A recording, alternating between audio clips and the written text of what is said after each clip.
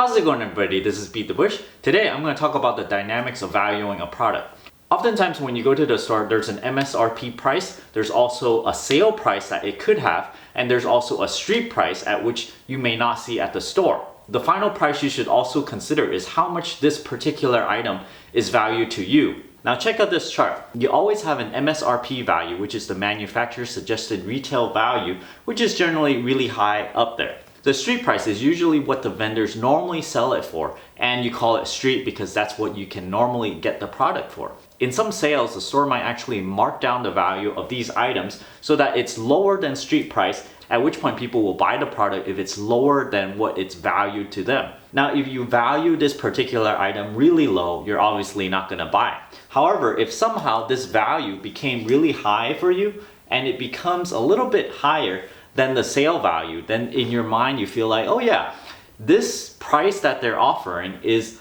lower than what it's valued to you, so then you would actually go and buy it. If the value to you never changes, however, they keep on reducing the price a little bit by little, and at some point you see this because sometimes when they reduce prices on things, they go in tiers. It goes a little bit more and a little bit more, especially in liquidation sale where they go, 25% off, and then the next week they go 35% off, and the week after that they go 55% off, until at some point almost everything is gone because some of the really low valued products get reduced price enough so that people would actually buy it. So then it would look something like this. The sale value keep on going down, down, down, and then finally below the value to you, at which point you think, oh, the value is higher than the sale price, so I'm gonna buy it. Now let's take, for example, you normally buy a drink on the street, it's $1. However, if you go to a theme park and there's nowhere else to buy the drink, so they essentially have a monopoly on it, so they can offer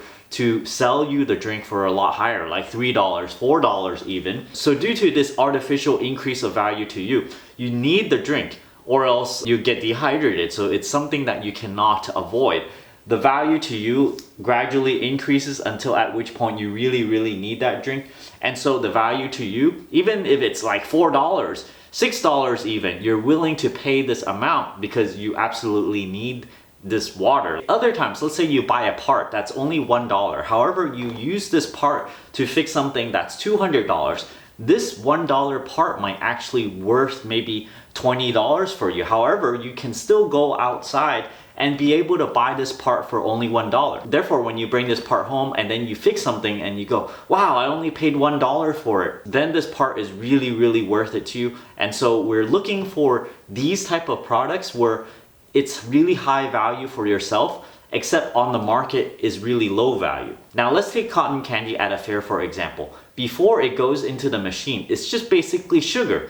The cost of the sugar is really low. It might be only like a few cents worth of sugar. So before putting it into this machine, it's actually really low value over here, and you know, you're not gonna spend whatever they're asking you to pay for that cotton candy if it's not made yet. However, after it goes through this cotton candy machine, it increases its value dramatically because it then becomes something that you actually want. So this machine actually produces a lot of value. So then it inches up and up to maybe all the way over here to the point where you go, oh yeah, I'm gonna buy this cotton candy because it's worth it. You know, you want something sweet to eat, although I don't recommend it because it's just all sugar. Anyway, the value, it increases beyond the sale price that they're having it for, then you would actually buy it. So a lot of times being able to adjust the value to you is very important from keeping yourself from buying something. People who have a shopping problem often place the value of these items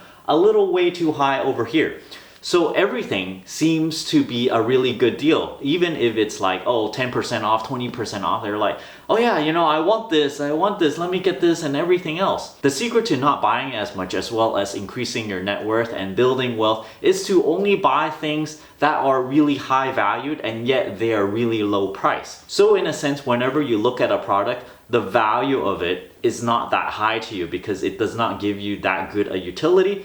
Then it's naturally gonna go below the sale value. So then the sale has to be really good before you would actually buy it. So if you have the value of these things calibrated to yourself, in other words, not caring too much about the brand, rather focus on the utility of the item itself. Then you would naturally value these items a lot less, and therefore you would not buy these items because you would perceive these items as being expensive even at the street price, even if they take a sale on it.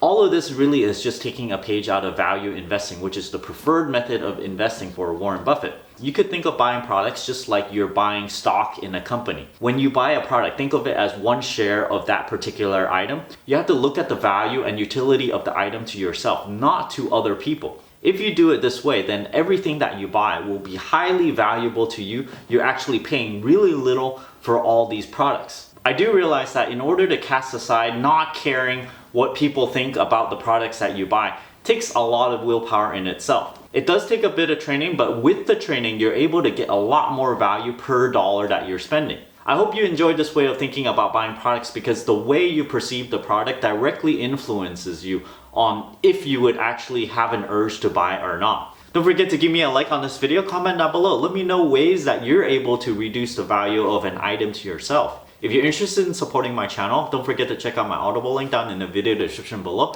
where you can get a free audiobook. And if you don't like the audiobook or the service, you can cancel it before the trial subscription ends, and you can still keep the audiobook for free and also help benefit this channel. You can also support my channel directly through my Patreon link over here, and I give various perks at various contribution levels. And as always, don't forget to subscribe to my channel over here and click that bell icon next to the subscribe button so you get new notification whenever I upload a brand new video. Thanks for watching.